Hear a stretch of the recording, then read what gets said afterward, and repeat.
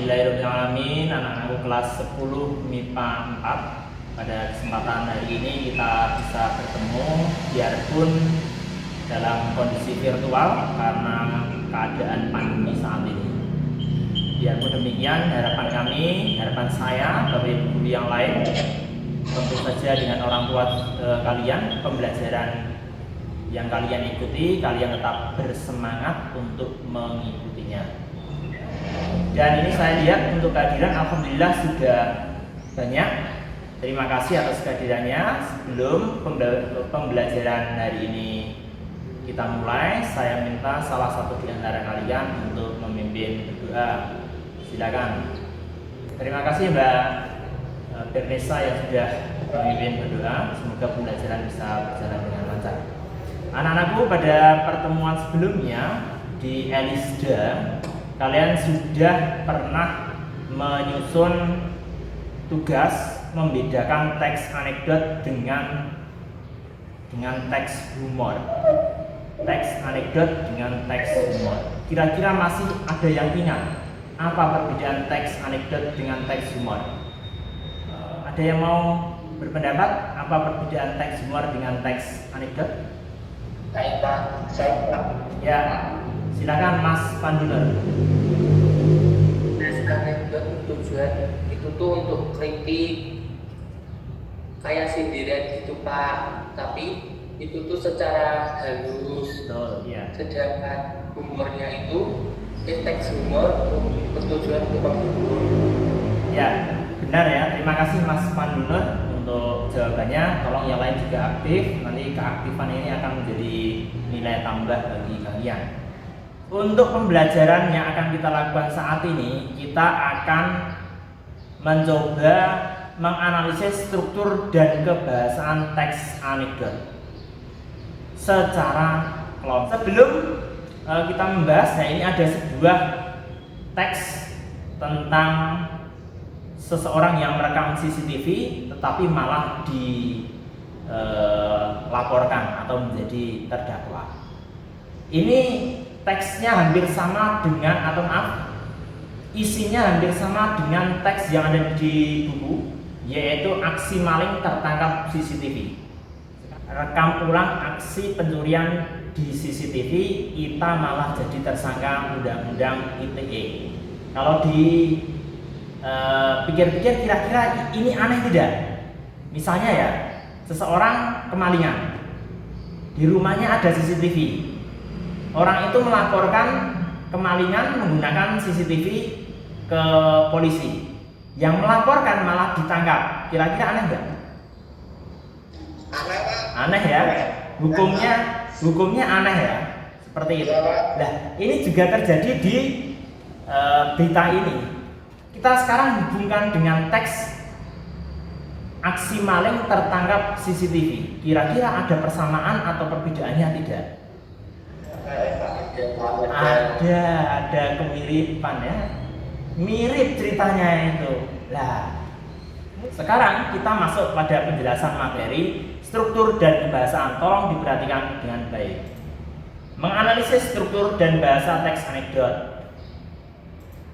Untuk kompetensi dasarnya menganalisis struktur dan kebahasaan teks anekdot, indikatornya ini struktur dan ciri-ciri kebahasaan. Tujuan kalian belajar adalah dapat menentukan struktur dan dapat menemukan ciri kebahasaan. Struktur teks anekdot 1, 2, 3, 4, 5. Ini saya sudah membagi kalian menjadi 4 kelompok. Masing-masing kelompok anggotanya 8 sampai 9 orang. Silakan kalian menganalisis teks anekdot untuk mencari struktur dan kebahasaan. 40 menit berikutnya kita akan kembali membahas yang sudah kalian diskusikan. Pada pembelajaran tahap pengumpulan data, peserta didik berdiskusi menyatukan pendapat tentang pemahaman struktur dan kebahasaan teks anekdot.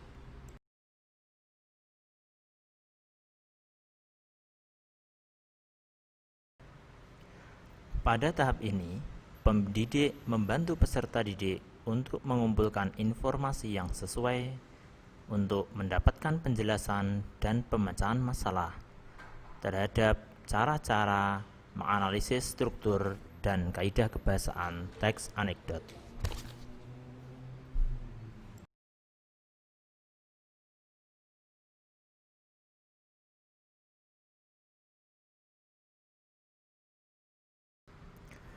Selain melakukan pemantauan dari Elisda, pendidik juga melakukan pemantauan dari WhatsApp Group untuk meningkatkan keaktifan peserta didik dalam kegiatan berdiskusi. Setelah kegiatan diskusi pengumpulan data, selanjutnya peserta didik melakukan pengolahan data, yang kemudian data-data tersebut dituliskan di LKPD. LKPD kemudian diunggah oleh peserta didik di Elisda. Setelah tugas-tugas dikumpulkan oleh peserta didik, selanjutnya pendidik melakukan pemeriksaan tugas-tugas yang dikumpulkan tersebut.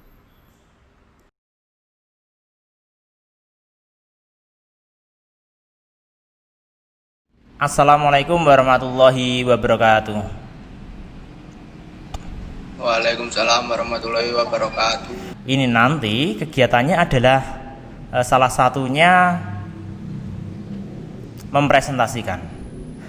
Tetapi sebelumnya kita akan melihat bersama bagaimana kegiatan diskusi kalian di setiap kelompok. Ya, kita akan mencoba bersama-sama melihat bagaimana aktivitas diskusi kalian. Kelompok 4. Ya, saya tadi pertama kali saya memperhatikan di kelompok 4, ternyata alhamdulillah banyak sekali diskusi yang sudah disampaikan. Jadi bagus, luar biasa keaktifannya. Terima kasih atas keaktifannya ya. Terus saya memberikan satu tulisan ini. Nah ini intinya ini. Oh ya, benar yang dikatakan Mbak Naila bahwa koda dapat berupa tanda tanya. Tadi saya sudah menyampaikan bahwa koda itu tidak selamanya berupa kalimat, tapi tanda tanya saja atau sekadar ekspresi itu juga boleh. Ini tambahan saya. Itu. Terima kasih, ini sudah bagus. Dan untuk kelompok 4 alhamdulillah sudah banyak yang mengunggah LKPD. LKPD-nya sudah diunggah hasil dari diskusi. Lah, seperti itulah yang saya harapkan. Hasil diskusi yang dipresentasikan apa? LKPD. Misalnya siapa yang mau mewakili kelompok 4? Di kantin sebuah universitas, Udin dan Tono, dua orang mahasiswa sedang berbincang-bincang. Tono: saya heran dosen ilmu politik kalau mengajar selalu duduk, tidak pernah mau berdiri. Menggunakan kalimat perintah tidak ada. Menggunakan kalimat seru, loh apa hubungannya? Ya betul. Oke, terima kasih untuk kelompok 4. Kita beri tepuk tangan. Bagus. Ya, gini. Terima kasih ya untuk kelompok 4 sudah berdiskusi dengan baik. Ya, perhatikan ya. Kalian perhatikan yang saya blok ini. Kata apa yang saya blok? Reaksi. Perhatikan. Di sini sebenarnya ini benar, ini adalah reaksi. Harusnya ini masuk di kolom atas sini ya. Nah, untuk kodanya sekadar tanda tanya. Ya, seperti itu ya, kira-kira paham? Mudah tidak? Mudah tidak? Insya Allah mudah. Bagus ya, alhamdulillah. Ini cukup perwakilan dari kelompok 4 untuk yang presentasi. Kemudian untuk yang kelompok lain atau yang kelompok 2 nanti juga bisa merevisi tugasnya, bisa diunggah lagi. Yang pertama tadi di delete kemudian diunggah lagi bisa. Nah, itu perbaiki. Tapi alhamdulillah yang luar biasa terus terang kelompok 4. Yang lain tolong mengikuti. Yang sudah mau menyusul ini kelompok 3. Untuk kelompok 1 dan kelompok 2 masih kurang begitu aktif. Silakan aktif. Di akhir pembelajaran ini kita akan tarik simpulan bahwasanya kita sudah mempelajari tentang apa? Struktur anekdot. Sekaligus evaluasi. Struktur teks anekdot apa saja? Mbak Bernesa. Strukturnya yang pertama abstraksi. Ya. Terus orientasi, Ya. krisis, reaksi sama kode yang Ya. terakhir. Betul sekali. Untuk lanjutannya, tolong diskusi kalian isi, kemudian kalian unggah hasil diskusinya berupa LKPD, lembar kerja peserta didik, di Elisda paling lambat malam ini pukul 24. Untuk pembelajaran pertemuan depan, kita akan membahas anekdot kembali. Oke, terima kasih atas perhatiannya. Saya cukupkan. Kita doa terlebih dahulu. Saya pimpin berdoa. Berdoa mulai.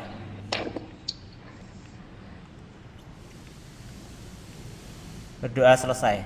Wassalamualaikum warahmatullahi wabarakatuh.